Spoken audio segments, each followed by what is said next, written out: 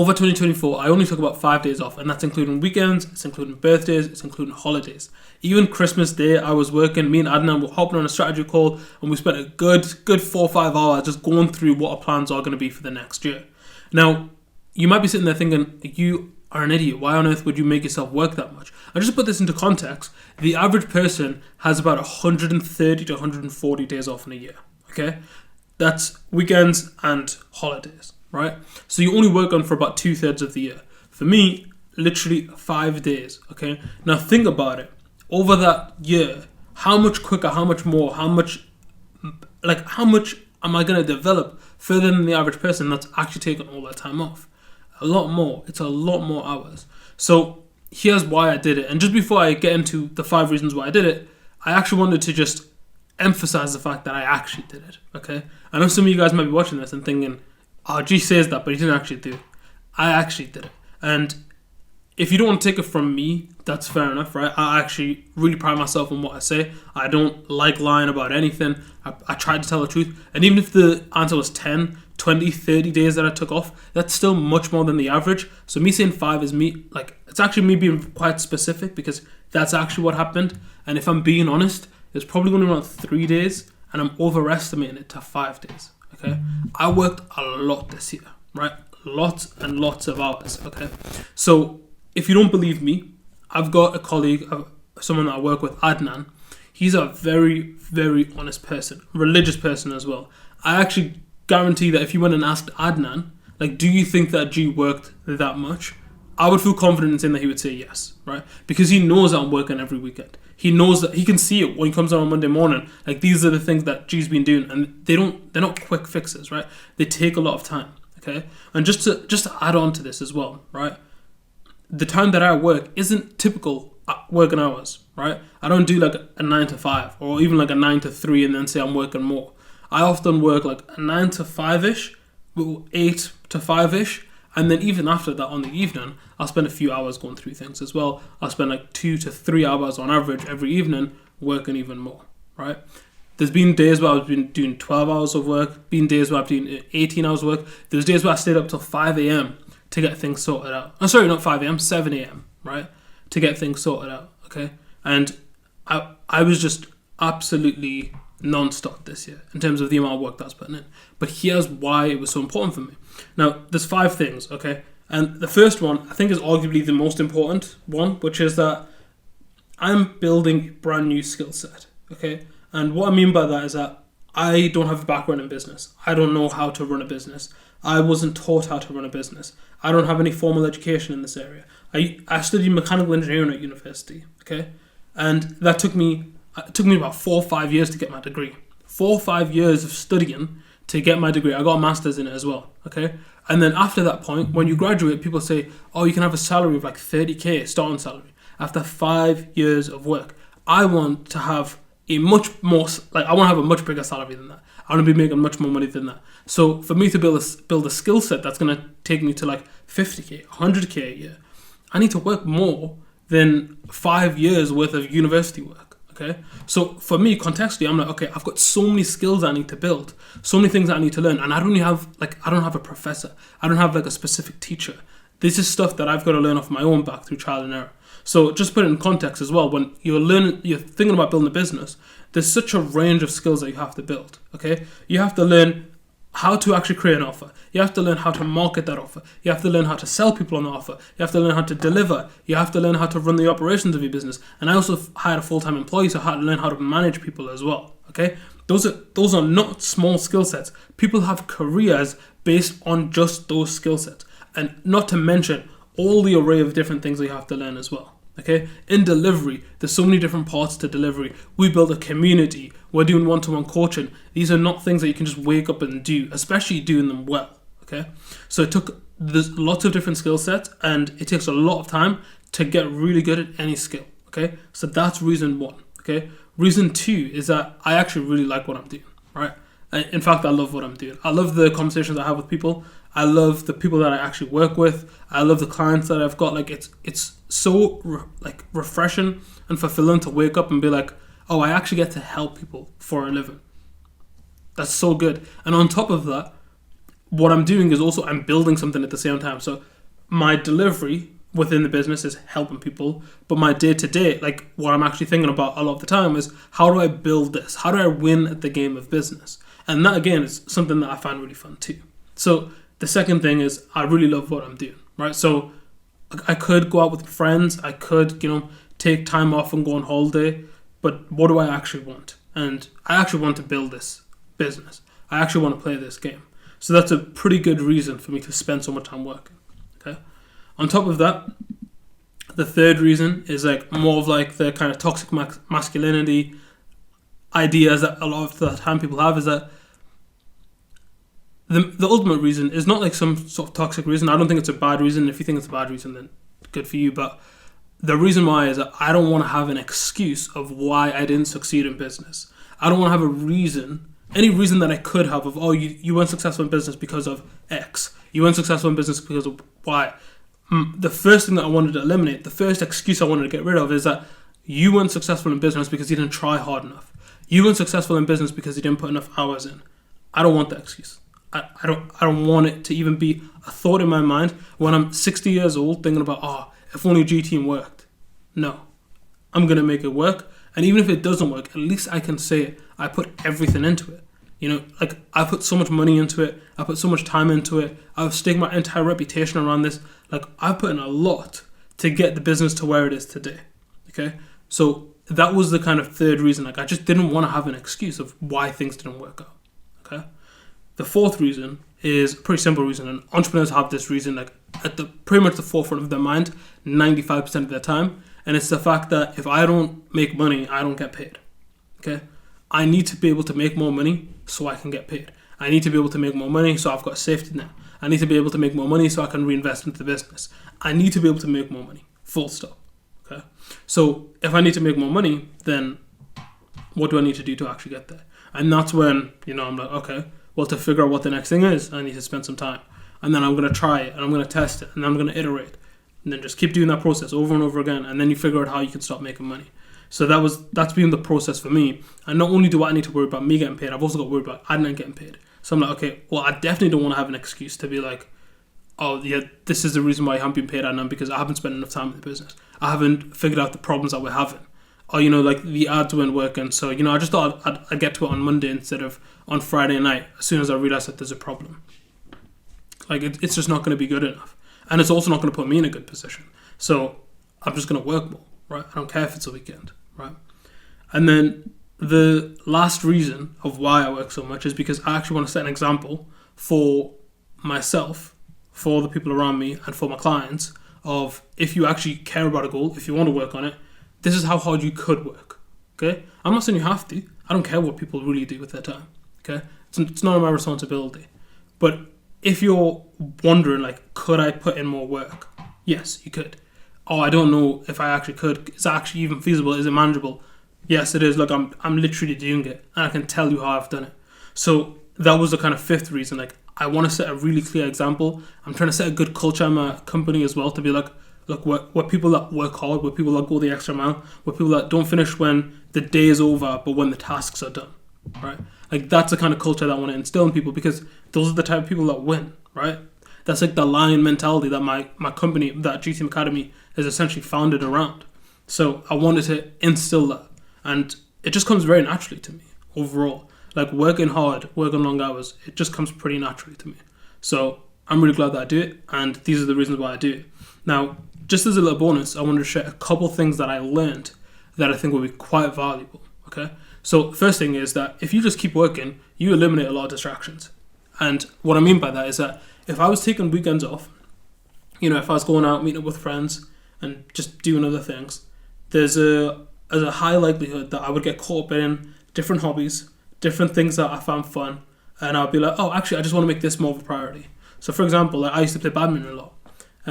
And I'd go like once or twice a week, and I'd enjoy it. And if I just kept on going badminton, like there's a chance that I was like, oh, like no, this is fine, this is normal. I can just do this instead, right? There's friends I have that are really into cars. If I just keep speaking to friends about cars, there's a likelihood that that's going to occupy my headspace more than solving business issues, which means that I'm not actually getting any closer to my goals. Okay, Now, this is extreme. I agree, I understand, I admit it. Okay? I don't care though. Like, I know that I want to spend my time at this age, at this like peak of my life, doing the things that I think are going to help support the rest of my life. Okay? So, even the small things are like, oh, this is what other friends are interested in, this is what they're doing, you should also be interested in this. It's like, no, I literally don't care about that. I want my business to work, so the people that I want to be around are other entrepreneurs. I want my business to work, so I don't want to be speaking about things that don't relate to help me getting closer to my goals. Okay? So working a lot means that I'm not going to these different events. It means that I'm not meeting up with friends. It means that I'm not wasting time at places that I don't want to be at. It means that I'm not on my phone as much. Like, it means that I can actually focus on the things that are important to me. So working a lot eliminates distractions. The second thing is that real friends will always be there for you. A lot of the time people wonder, like, oh, if I get into business, if I'm an entrepreneur, if I get really busy, I get caught up in things, then I'm going to lose my friends. No, you're not. Like, if they're good friends, then you're not going to lose them as friends. I've got people that I haven't spoken to properly in like 1 to 2 years, and I know if I hit them up, I call them up, I say, hey, you free sometime? Hey, I've got this going on. This is a problem that I'm dealing with. Like, they'll be there, man. They would be there, and it's more so insecurity about your friendships of like, what will they think? How will they see me? Not will they be there for me? And then you realize it's an internal issue, and then you realize, oh, I can just stop being so insecure about myself. I can just feel more comfortable with the fact that they're going to be there. And the only time you'll actually be more comfortable is that if you go through, you put in the work, you don't speak to them for a while, and then you reach out to them and you see their response, and they're just like normal. Okay. I remember I spoke to someone that I didn't speak to in about 6 years. 6-7 years didn't speak to them, and they were literally just like the same person, spoke the same, treated me the same, treated me the same. Apparently people don't say tret. I just realized recently that that's a northeast thing. If you didn't know, I'm from like South Shields, Newcastle area. So, but yeah, like people literally just treated me the same regardless. So if you've got friends and you're worried about them like not being there, or you not being there for them, like just let them know, hey, I'm going through quite a busy period of my life. I'm not going to be able to talk as much. I'm still here for you if you want to reach out to me. But I'm not going to be able to reach out as much. So what if they don't like you? Like, if they don't like you and they don't support you trying to achieve your goals, what kind of friends are they in the first place? So that's the second thing I learned, right? Don't worry about losing friends, because good friends will stay with you no matter what you're doing. Okay. The third thing is that, and this one was a painful lesson, is that great skills take much longer to develop than you probably think. I thought that I'm a good coach. I thought that I'm like, I've been doing it for a while, I've been doing it for a year, and even now towards the end of the year, I'm like, I'm not doing these things right. There's these things that could be perfected, and there's still a lot of areas within my coaching that I need to develop more. And that's one of the skills that I pride myself the most on. I don't even pride myself on like building a business. I don't pride myself on making great offers. I don't pride myself on marketing. Those are all skills that I need to develop as well. I don't pride myself on them, but it's in my brain now. It's contextualized of like, it really takes a long time to get good at anything. And a lot of the time when you start something, you think, oh, it's taking me 3 weeks, 6 months, like whatever. Mate, things take years and years and years of time to develop. We've been running ads. We started our first ad campaign in around April time. We've done 12 campaigns, and I genuinely think that I'm really mediocre at ads. And that's not based on like what other people are doing. I might be like decent at ads. I might have a good understanding of how ads work. However, what I picture as great, what I picture as really good, I'm so far away from like actually being able to be in a position where I'm really good at ads. Okay?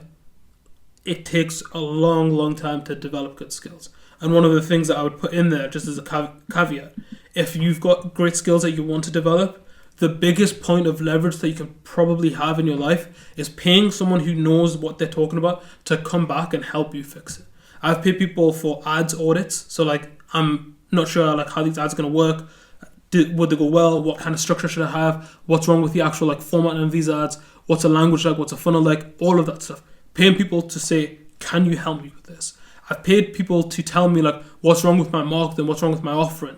I've paid people to tell me, like, how do I sell? Can you review these sales calls? Can you actually fix these things? People that have got like 5 years, 10 years of experience so that they can tell me what I'm doing wrong within my first couple of years of business. Like, this is like basic knowledge that most entrepreneurs will never get into because they just don't have the right mindset. They just think that, oh, I just need to build like one step at a time, and like I just keep building one step at a time, and then eventually it's going to spiral into this huge thing. And it's like, you think that that's the case, but it's actually not, right? Yes, you have to take things day by day, but realistically, if you actually want to achieve a big goal, there's going to be so many things that are coming to try and knock your Lego tower over, right? Imagine like you're just going step by step. You're trying to build this tower. If you just think, I'm just going to keep doing one, you don't actually know the blueprint of building a big tower. You don't know the blueprint of how to actually build this castle that you've got in your mind, okay? You think you know because someone's told you to just keep building.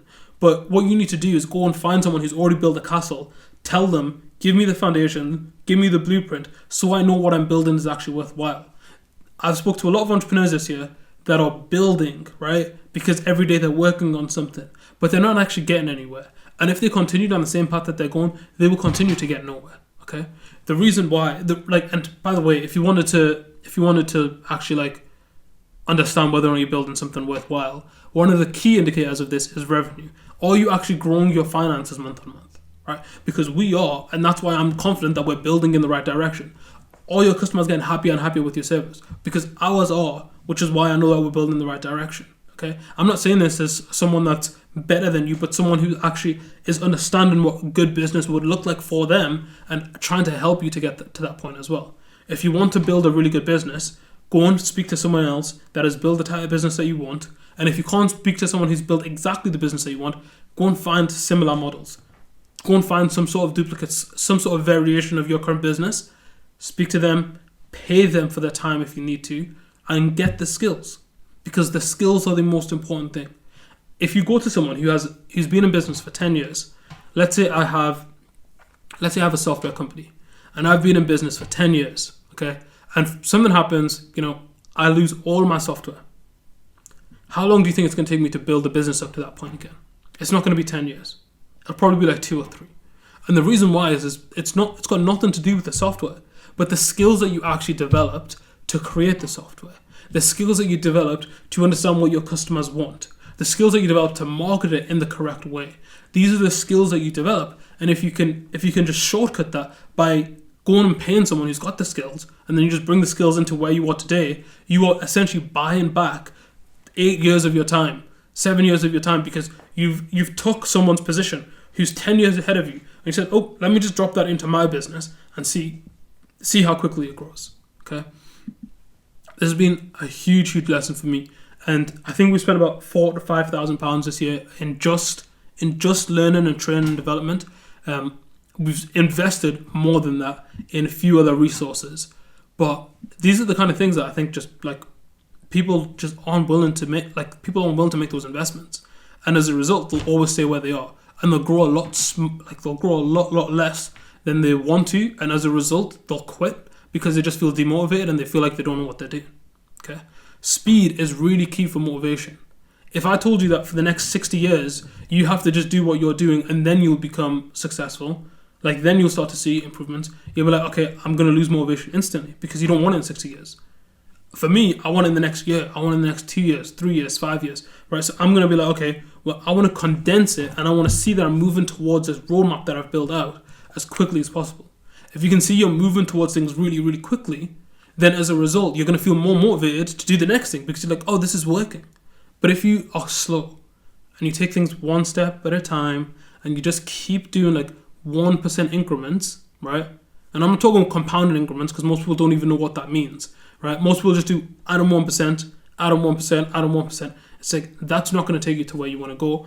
And the pathway for you to get to where you want is so long, you're going to lose motivation along the way and you're going to quit and then you're going to wonder why things never worked out. Okay? And I've seen this. Like, I see this with people. Okay? We had a client, we had someone that worked with us over last year, and they were a really good, like really nice person, really excited to work on their business, but their progress was just too slow to the point where they had to go and find a job and they just couldn't continue anymore. It was like, okay, you needed support earlier so you could start moving quicker, so that you can actually overcome the challenges that you have. Because you've come to us in the last minute where you've had like 10 days left of your business lifespan and you want us to go and fix this. It's like, no, you need to make sure that you're putting the right foundations in place so you can grow quickly. And that thing of growing quickly comes from speaking to people that are further ahead than you. Okay? So this is why I make these videos. People who are behind me, people that want to get to the point where I'm at, where you can take your first employee on at 24 years old, you're building a business that you're really proud of, you love the work that you're doing day to day. These are the things that I'm at now, and I want to help people that want to get to this point, like really understand what it takes, and that's what these videos are for. So I know I went through a lot, but hopefully these lessons will help you to really make the most of 2025. So thank you very much for watching, and I will see you guys on the next episode.